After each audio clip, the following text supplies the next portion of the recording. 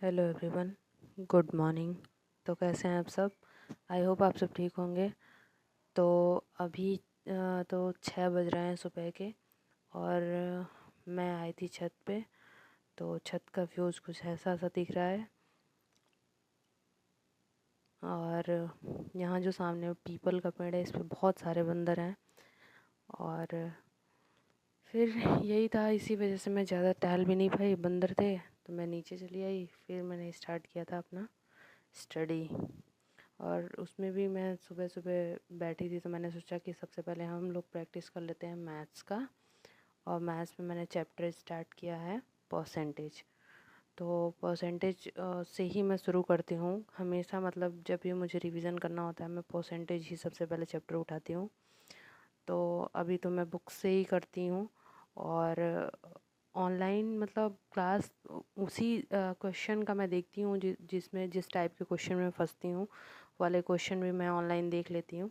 नहीं तो बुक से ही प्रैक्टिस, मतलब बुक्स है मेरे पास तो मैं उसी से प्रैक्टिस कर लेती हूँ। और जो मुझे नहीं आते हैं, मतलब मैं प्रीवियस ईयर में जो भी नहीं आए हुए होते हैं, तो उसका मैं टिक भी लगाई रहती हूँ।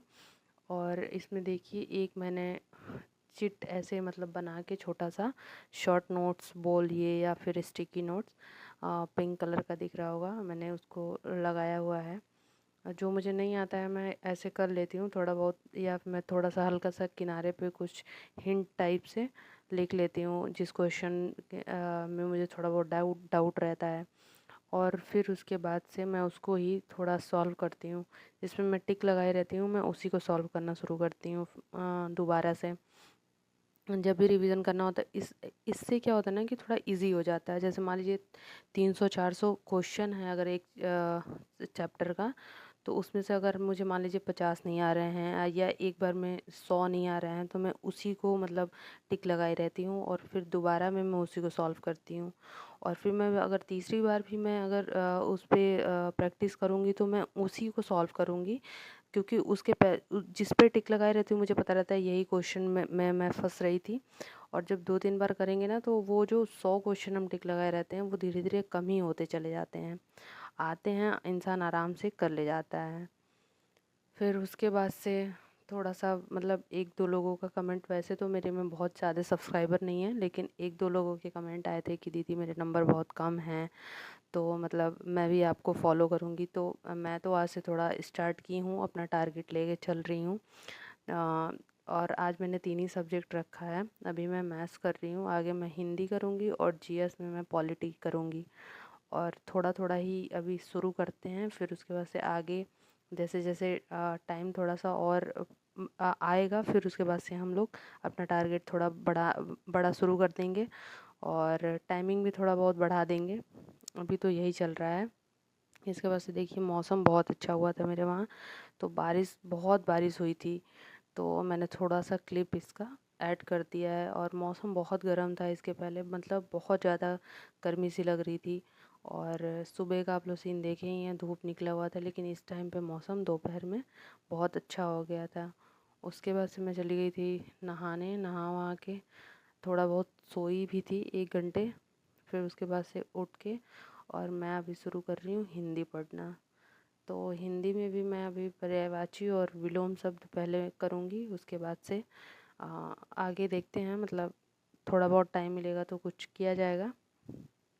तो अभी मेरा चल रहा है पर्यायवाची।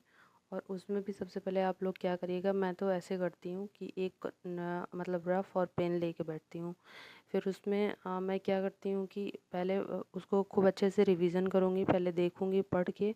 उसके बाद से उसको लिखती भी हूँ। लिखने से 2 चीज़ें होती हैं, एक तो याद भी बहुत जल्दी होता है और लंबे समय तक याद रहता है। और दूसरी चीज़ हो जाती है कि इससे क्या होता है, जो वर्तनी अशुद्धि आती हैं उसको, मतलब कि इसमें से कौन सा शुद्ध है, छाटी है चाहे अशुद्ध है, तो इसमें कन्फ्यूज़न नहीं होता है। अगर आप लिख के प्रैक्टिस किए रहते हो, वो चीज़ें याद रहती हैं कि हाँ, मतलब कोई शब्द आएगा तो वो आपके दिमाग में तुरंत क्लिक होगा कि अच्छा इसको ऐसे मतलब लिखना है। तो ये चीज़ें होती हैं, तो मैं तो ये करती हूँ। आप लोग भी इसको फॉलो कर सकते हैं, मतलब कि लिख के पढ़ने वाली आदत डालिएगा। ये ज़्यादा अच्छा होता है और ज़्यादा लंबे समय तक याद भी रहता है चीज़ें। और फिर बात कर लेते हैं आज यूपी के कट ऑफ के बारे में। हम बहुत सारे लोग यूपी का कट ऑफ बता रहे हैं। तो देखिए, कट ऑफ का तो कुछ कहा नहीं जा सकता। जो कम बताते हैं तो उस टाइम पे ज़्यादा चला जाता है, ज़्यादा बताते हैं लोग तो कम चला जाता है। इस वजह से मैं तो कहूँगी कि कट ऑफ मतलब मैं तो शुरू से कह रही हूँ कि आप लोग कट ऑफ की चिंता मत करिए, जो होगा वो देखा जाएगा। अभी आगे यूपीएसआई है, आने वाला है। आप यूपीएसआई के लिए पढ़िए, मतलब उसको लेके चलिए। और इतना इजी नहीं है, कम से कम 6 महीने 1 साल चाहिए आपको तैयारी करने के लिए। जो बिगनर्स हैं उनको तो आराम से 1 साल चाहिए। और तो इस वजह से सॉरी, बीच में थोड़ा सा मैं कोई बुला दिया था मुझे। तो फिर उसके बाद से क्या करना है कि कट ऑफ की वीडियो, हाँ कट ऑफ की बात चल रही थी, तो वीडियो नहीं देखना है। कुल मिला जुला के आप वीडियो देखेंगे फिर उसी में आपका दिमाग लगा रहेगा कि होगा कि नहीं होगा। अगर आप बॉर्डर पे होंगे तो और टेंशन होगी कि होगा कि नहीं होगा, इसलिए उसको छोड़िए। यूपीएसआई पे ज़्यादा आप फोकस करिए, मैं तो ये बोलूँगी। देखिए, यूपीएसआई की अगर तैयारी आप अच्छे से कर लेते हैं, मतलब क्योंकि आप प्रीवियस देखे हैं 2021 वाली वैकेंसी, क्वेश्चन भी बहुत इजी नहीं थे। भले ही कट ऑफ इतना हाईएस्ट गया है, उसका सब लोग रीज़न जानते हैं कि क्यों गया है उतना ज़्यादा। अगर मतलब ईमानदारी से इंसान पेपर दिया होता और ईमानदार बच्चे उसमें गए होते तो कट ऑफ कभी भी इतना नहीं जाती। क्योंकि पेपर आप बैठ के अगर सॉल्व करेंगे ना तो आपको समझ में आएगा कि इतना इजी पेपर भी नहीं था।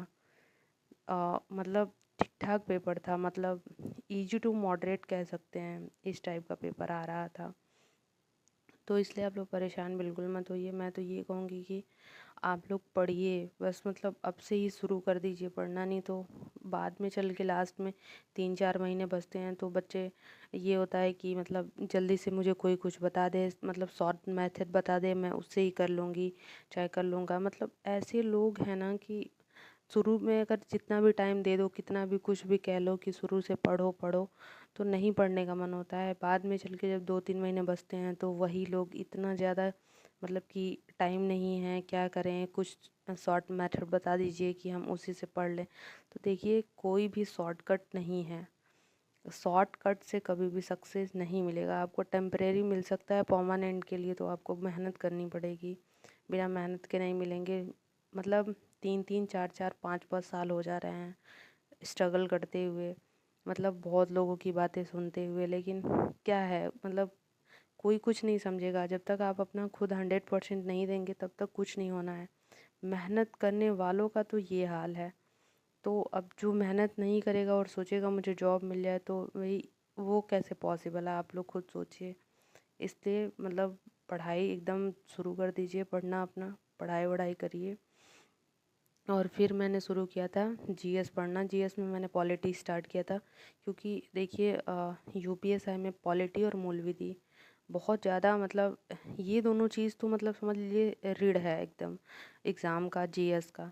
तो पॉलिटी भी बहुत अच्छे से करना है। और मैं यहाँ दृष्टि की जो क्विक बुक आती है अभी मैं उसी से कर रही हूँ, और लुसेंट से मैं कुछ कुछ टॉपिक देखती हूँ, तो वही मैं करना भी शुरू की हूँ। तो इस आज मैं पढ़ रही थी संविधान के जो भाग हैं और उसमें जो स्रोत है, मतलब कौन, जैसे मौलिक अधिकार कहाँ से लिया गया है, और मतलब एकल नागरिकता कहाँ से लिया गया है, ऐसे वाले जो भी हैं इससे भी क्वेश्चन क्योंकि बन जाते हैं। और जो भी भाग हैं, मतलब संशोधन के साथ 25 भाग हैं, तो वो आप लोग अच्छे से मतलब कर लीजिएगा। तो यहाँ पे मैं वही कर रही थी। और फिर उसके बाद से मतलब आज मैंने 2-3 ही सब्जेक्ट लेके मतलब सोची हूँ कि पढ़ना शुरू करते हैं, उसके बाद से आगे देखा जाएगा। और मैंने परसेंटेज के जो मैथ्स के क्वेश्चन है उसमें मैंने 100 क्वेश्चन सॉल्व किए हैं। तो आप लोग 50-100 ये लेके चलिएगा, मतलब इतना करने की कोशिश करिएगा।